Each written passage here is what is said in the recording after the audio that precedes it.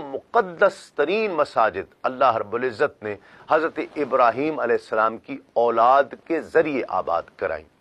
حرم مکہ حضرت اسماعیل علیہ السلام کے ذریعے اور مسجد اقصی حضرت یعقوب علیہ السلام کے ذریعے۔ ابن کثیر لکھتے ہیں کہ اس کی تائید صحیحین کی ایک حدیث مبارکہ سے بھی ہوتی ہے کہ حضرت ابو ذر سے روایت ہے کہ میں نے بارگاہ رسالت صلی اللہ علیہ وآلہ وسلم میں عرض کی کہ سب سے پہلے کس مسجد کی بنیاد پڑی؟ فرمایا مسجد حرام۔ میں نے عرض کی پھر کون سی؟ فرمایا مسجد اقصی۔ میں نے عرض کی کہ ان دونوں کے درمیان کتنے عرصے کا فاصلہ ہے؟ آقا علیہ الصلوۃ والسلام نے فرمایا 40 سال کا۔ میں نے عرض کی کہ پھر کون سی مسجد تعمیر ہوئی؟ فرمایا جہاں نماز کا وقت ہو جائے وہیں نماز ادا کر لو۔ پوری زمین مسجد ہے۔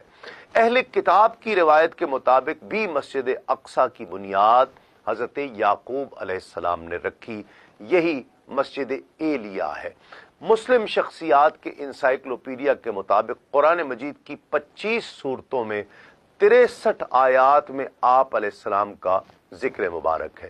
آپ علیہ السلام پر 10 صحائف نازل ہوئے اور آپ صاحب کتاب